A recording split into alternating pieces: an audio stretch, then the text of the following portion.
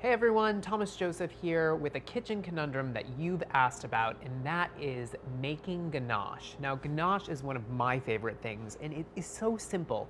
It's two ingredients, and that is chocolate and cream. But the real trick is in knowing the ratio of cream and chocolate and what the outcome will be. So in front of me here, I have three different versions of ganache, and they're used in three very different ways.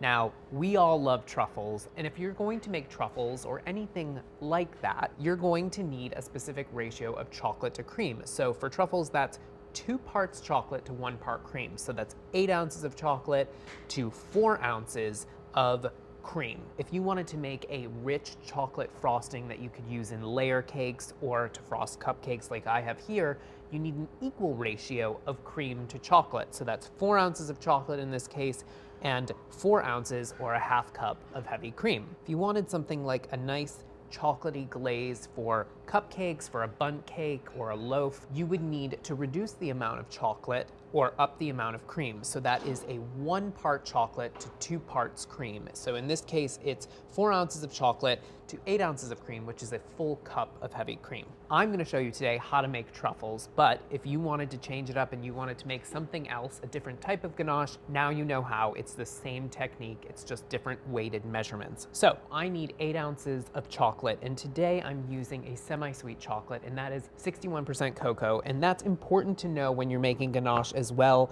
You wanna make sure that you're using the right percentage of chocolate because milk chocolate or white chocolate has a lower amount of cocoa in it. So I need 8 ounces of this, and I'm using a serrated knife here to chip away the chocolate. Whenever you're cutting chocolate into pieces, a serrated knife is best. This was a 12-ounce block here, so I'm gonna just see if I'm in the right direction. So this should be good.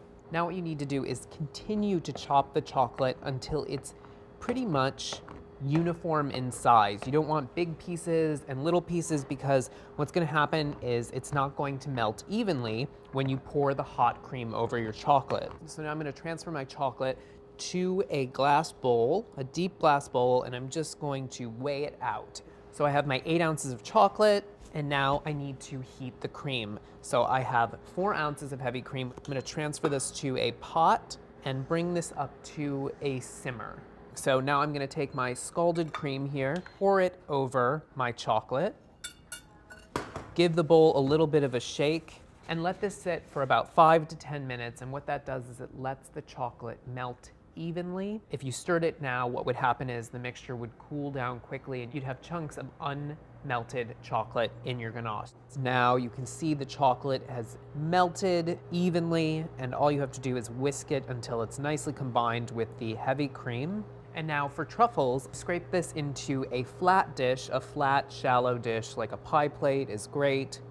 Smooth it out, and then this goes into the refrigerator now for 30 minutes until it's nice and firm and we can shape them into truffles.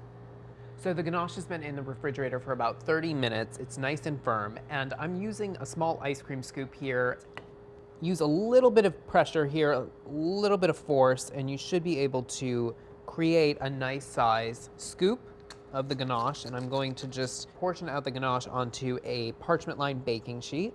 And this recipe makes about 1.5 dozen, but it ultimately depends on what size ice cream scoop or melon baller that you use.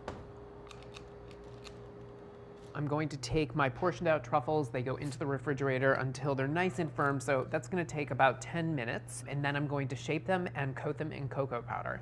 So our truffles have been in the refrigerator for about 10 minutes, they're nice and firm, and all you have to do is roll them into a ball and drop it into some cocoa powder. Shake the bowl around a little bit. You could also use chopped nuts here, you could use coconut would be great, confectioner sugar. So there you have it.